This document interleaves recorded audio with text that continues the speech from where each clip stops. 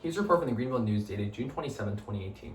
Tyler Hilinski was a 21-year-old star quarterback from Washington State University. But tragically, on January 16, 2018, Tyler took his own life. His autopsy revealed that he had chronic traumatic encephalopathy, commonly known as CTE. And despite being 21, he's barely like that of a 65-year-old. So, the question on everyone's mind was, did Tyler kill himself or did football kill Tyler? Tyler's tragedy is one of many cases of the disastrous effects that football can have. According to the same Greenville News publication, Boston University did a study where they found that 48 of 53 former college football players had CTE, staggering 90%. And that's why today, my name is Timmy Nguyen, and I'm going to convince you why youth tackle football should either be prohibited or discouraged. First, I'm going over the problems associated with tackle football. Secondly, address the causes of why they happen. And finally, offer my solutions and alternatives to youth tackle football. So, let's start by going over the problems of youth tackle football, with the issues being behavioral changes, physical injury, concussions, and CTE. So according to the September 21st, 2017 publication, the Philadelphia Daily News, they reported on a study done by the health publication STAT that found that participants who played a contact sport under the ages of 12 were more likely to develop apathy, depression, and other behavioral issues. The study was done on 214 men, all ages 51 and older, with about half of the men playing football over the ages of 12, and the other half playing football under the ages of 12. They found that participants who played football before the ages of 12 were 2 times more likely to develop apathy and other behavioral issues, with a 3 times likelihood increase in developing depression for those that played football, once again, under the ages of 12. In another study done by the Wake Forest School of Medicine, found that Wake Forest of Medicine, reported by the Press Democrat on the 19th of September 2017, found that boys aged 8 to 13 who played only 1 season of tackle football were at risk of diminished brain function. And another issue is that tackle football puts an immense amount of stress on the youth body. Prepubescent children and pubescent teens running each other at full speed in protective equipment is a recipe for disaster. Torn ligaments, fractured bones, broken bones are all common injuries found among football players. And these injuries at youth build up to nagging injuries in the future. But the biggest issue regarding football is the prevalence of CTE. According to the Herald Sun data, April 16, 2021, CTE is a progressive degenerative brain disease found in people with a history of with repetitive brain trauma, such as multiple concussions sustained through football. Symptoms can include memory loss, confusion, impaired judgment, depression, aggression, impulse control problems, Parkinsonism, suicidality, and progressive dementia. But the problem with CTE is that it can only be diagnosed post-mortem, and there's not a lot of answers to it. Basically, until further research is done, CTE, or people that suffer from CTE right now, won't know they have CTE and they won't have a cure for it either. But just to recap, I just went over the problems of youth tackle football, which include behavior issues, diminished brain function, physical injury, concussions, and CTE. But now that we've gone over the problems of youth football, let's talk about some of the causes of it. The major one being the traumatic hits sustained through playing a contact sport like football and the tradition of American football. The Washington Post, as of January 19, 2018, stated that the hits sustained to the head during football are the number one leading cause of youth concussions.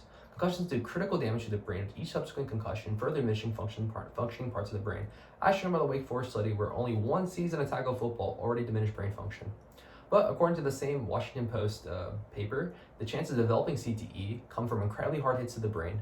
Boston University did a study with mice and teenagers with head trauma and found an incredibly high similarity between the brain pathology of teenagers with head trauma and mice with head trauma. Their findings also provide strong evidence linking head impact to early stages of CTE. But in short, CTE and concussions are just caused by the nature of football. Basically, men and children running each other full speed and heavy protective equipment is always bound to cause injury. And another reason why these problems are so prevalent in the first place is the sheer popularity of tackle football or football. Football is America's sport, seen by the Super Bowl, which is the number one viewed sporting event in America. It's kind of easy to see why so many children choose to play it, given how popular it is. And also, many coaches will argue that football teaches the traits of teamsmanship and hard work. So many children encouraged to play the sport as a kid, and with the popularity of football, many children choose to play football. But in short, the headache sustained through football, just the nature of the sport and the traditional aspect of football, causes many of the problems of it. But now that I've gone over both the problems and causes of youth tackle football, let me offer you some solutions. The first of which is going to be tackle football. Then I'm going to offer some suggestions for rule changes and some rule changes. And finally, I'm going to provide you some personal decisions on one can make to alleviate some of these issues. According to the St. Paul Pioneer Press, dated November 23rd, 2019. The future of flag football programs is flag football.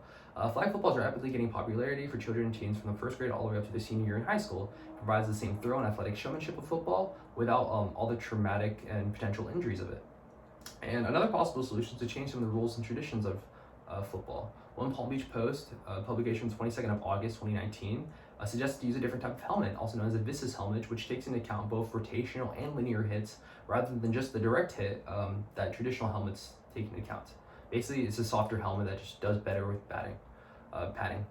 In other football leagues, tackling is just straight up banned, but protective equipment is still used. And in other ones, the protective equipment is removed altogether because the heavy padding from the equipment is what causes the stiff, like the blunt damage that causes concussions, really. Another solution is that many parents are just choosing to not have their children play in tackle football at all.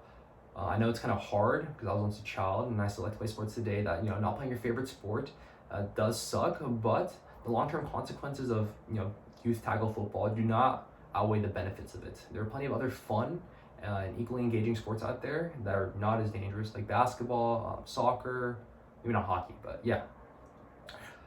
Some personal research that one can do is watch this video by the Los Angeles Times. It's called How Football Changes Everything, or How CTE Changes Everything for Football. It's a 10-minute, very informative video that covers the story of former USC football player Kevin Ellison. Goes over CTE and its effects on the brain, like the actual effects on the brain, like they actually cut open a brain. And it also features firsthand testimony on Kevin's family and how they saw their beautiful young son kind of diminish due to CTE and eventually lead to his untimely death. But with the solutions of tackle football, rule changes, and that video in mind, I hope these solutions kind of help alleviate the issues of tackle football. I hope today I convinced you on why tackle football should either be prohibited or discouraged. I went over the problems of tackle football, the causes of it, and finally offered my solutions. And finally, I just hope the families of Tyler and Kevin kind of get the closure they deserve.